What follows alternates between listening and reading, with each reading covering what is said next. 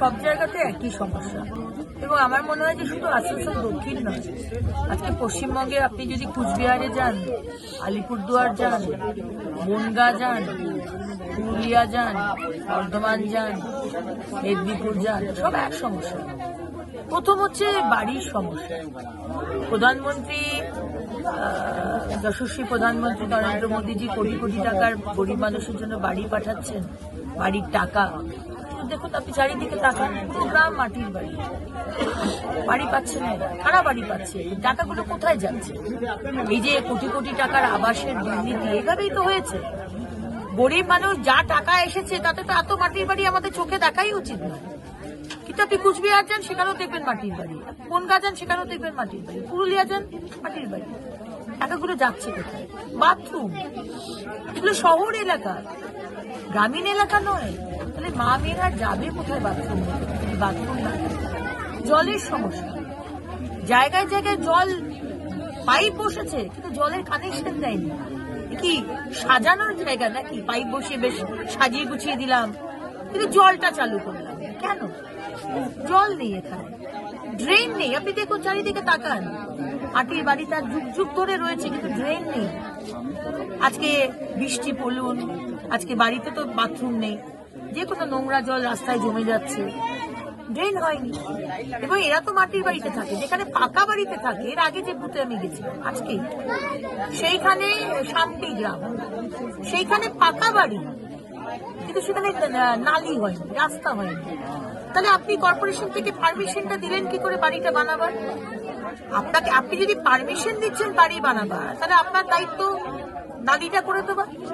যে কোনো সিভিলাইজ সোসাইটিতে নালি হতে হবে, তার একটা সামনে একটা রাস্তা হতে হবে, তার একটা রাস্তার সামনে একটা ইলেকট্রিকের পোল হতে হবে, কিন্তু সেখানে লাইট নেই।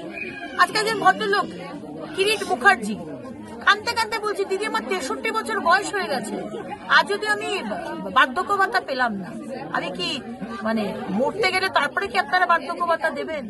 আজকে স্পন্ডিলাইসিস হয়ে গেছে, দূর থেকে জল আনতে হয়, রাস্তায় এই লাইট একটা বাল্ব পাইনি কাউন্সিলরকে বলে বলে, এগুলো আজকেই পাঠিয়ে দিচ্ছে। এখন কি হচ্ছে একই সমস্যা সব জায়গাতে। এবং তার উপরে অত্যন্ত দারিদ্র, এত গরিব মানুষ এখানে কোনো তো ইন্ডাস্ট্রি নেই। বাড়ি বাড়িতে আপনি যান, পাকা বাড়ি দেখুন, মাটির বাড়ি দেখুন, বাড়িতে কেউ, সবাই বেকার। কি করে যে সংসার চালাচ্ছে আমি অবাক হয়ে যাই। এই ভাতা দিয়ে হয়তো সংসার চলে, কারণ কোনো চাকরি নেই। সমস্যা সব জায়গাতেই। 2026-এ বাংলার মানুষ যদি মনে করেন যে হ্যাঁ এই দারিদ্র নিয়েই আমরা বাঁচবো, কোনো অসুবিধা নেই। এক হাতে লক্ষ্মীর ভান্ডার, এক হাতে দারিদ্র এবং তার উপর অত্যাচার, তাহলে এইভাবেই চলবে। আর যদি মনে করেন যে অন্যান্য রাজ্যের মতো গুজরাট বলুন, দিল্লি বলুন, ছোট্ট শহর, ছোট্ট রাজ্য ত্রিপুরা, গিয়ে দেখে আসুন, পাশের রাজ্য উড়িষ্যা, গিয়ে দেখে আসুন, রাজস্থান, ছত্তিশগড়, মধ্যপ্রদেশ, দেখে আসুন কি উন্নয়ন হয়েছে বিজেপি রাজ্যে। যদি সেটা চান সব দিক থেকে, শুধু যে লাইট রাস্তা বানালেই যে উন্নয়ন তা নয়, শান্তি চাই, ডেভেলপমেন্ট চাই, হলিস্টিক ডেভেলপমেন্ট চাই, ভালো সবাই এগোবে। এই মারা কাটা, এই অশান্তি, এগুলো চাই না। আর কোনোদিনই ডেভেলপমেন্ট হতে পারে না এই অশান্তির পরিবেশে। সারাদিন অশান্তি হচ্ছে, সারাদিন খুন হচ্ছে, সারাদিন বোম ব্লাস্ট হচ্ছে। কোন রাজ্যে বাস করছি আমরা? সুতরাং 26-এ কি হবে সেটা বাংলার মানুষ ডিসাইড করবে। কিভাবে দেখছেন বিষয়টা? এটাই তো মমতা ব্যানার্জি তার এমএলএ, কাউন্সিলর, এমপিদের শিখিয়েছে। আর এখানে শুধু এই বড়াচোখে শুধু এই বুথের কথা নয়, আপনি সারা পশ্চিমবঙ্গে গিয়ে দেখুন, যেখানে যেখানে বিজেপি লিড করেছে যে বুথে, সেখানে কোনো কাজ তারা করবে না, তারা বলেই দিয়েছে।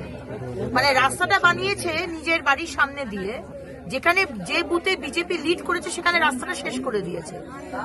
সেই বুথের রাস্তা কাঁচা রাস্তা, আবার তারপর থেকে আবার রাস্তাটা বানিয়েছে। ছোট লোক কত রকমের হয় এই সরকারকে দেখলে সেটা আপনি জানতে পারবেন। মানসিকতা কত সংকীর্ণ মানসিকতা হলে লোকে এই ধরনের অ্যাটিটিউড নিতে পারে, টিএমসি কে দেখলে সেটা বোঝা যায়। धाम जो होता है, जगन्नाथ धाम, वो धाम का कोई डुप्लीकेट नहीं होता है। ममता बनर्जी सोचते हैं कि स्वच्छ भारत का डुप्लीकेट नाम करके, निर्मल बांग्ला करके वो ज्यादा पॉइंट्स पा लेंगे। प्रधानमंत्री आवास योजना का नाम डुप्लीकेट करके बांग्ला आवास योजना पॉइंट्स पा लेंगे।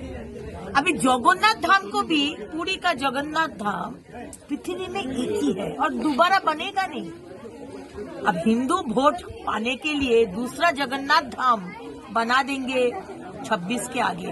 अब 10 तो जगन्नाथ धाम बनाइए, तब भी हिंदू लोग आपको नहीं वोट देंगे, क्योंकि जगन्नाथ धाम बनाने से तो वोट नहीं मिलेगा। एक तरफ जगन्नाथ धाम बनेगा, डुप्लीकेट जगन्नाथ धाम, और दूसरी तरफ रामनवमी का मिছিল में ऊपर से बम और बोतल फेंका जाएगा महिला बच्चों के ऊपर, उसका कोई विचार नहीं होगा। एक तरफ जगन्नाथ धाम और दूसरी तरफ मेटिया बुरुज में दुर्गा पूजा में अष्टमी के दिन आके जिहादी लोग बोलेगा दुर्गा पूजा करने नहीं देगा और कोई विचार नहीं होगा। ऐसा तो नहीं चलेगा। एक तरफ जगन्नाथ धाम और जोगेश चंद्र कॉलेज में पुलिस का पहाड़ा में सरस्वती पूजा होगा, एक तरफ जगन्नाथ धाम और मुर्शिदाबाद में कार्तिक पूजा करने नहीं देगा, कोई माने अरेस्ट नहीं, इंटरनेट बंद कर दो ताकि पब्लिक को पता ना चले क्या हो रहा है। ऐसे नहीं चलेगा। हम लोग बुद्धू नहीं है ममता बनर्जी, हिंदू लोग बुद्धू नहीं है। हिंदू अभी जाग गया है। जो एक था ना कि नहीं हम लोग सेक्युलर, वो अभी तोड़फोड़ हो गया है। अभी बांग्लादेश का हिंदू लोग को देख रहे हैं, पश्चिम बंगाल का हिंदू, और उत्तर प्रदेश में 70 करोड़ हिंदू जो डुबकी लगाए ना महाकुंभ में, वो भी देखा है पश्चिम बंगाल का हिंदू। अभी हिंदू जाग गया है, अभी प्रतिवाद करना भी सीख गया है। तो ममता बनर्जी, जगन्नाथ धाम से हिंदू का दिल तो आप जीत नहीं पाएंगे। देखिए, माननीय स्वराष्ट्र मंत्री honourable home minister Amit Shah ji आ रहे पश्चिम बंगाल 29 मार्च, और ये हमारे कार्यकर्ता के लिए बहुत खुशी की बात है, क्योंकि जब भी हमारे शीर्ष नेतृत्व आते हैं, एक अलग एंथुजियाज्म, मोटिवेशन और फाइट करने का जो स्पिरिट ना, वो 10 गुना ज्यादा हो जाता है। और संगठन अभी चेंज हुआ है, नया डिस्ट्रिक्ट प्रेसिडेंट हुआ है, नया मंडल प्रेसिडेंट हुआ है, और आगामी कुछ दिन में राज्य के प्रेसिडेंट भी चेंज होंगे।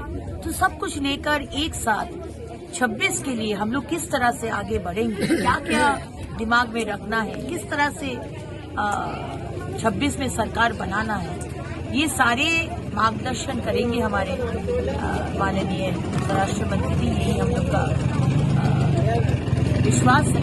हम लोग बहुत ही एक्साइटेड है और एक्सट्रीमली मोटिवेटेड है।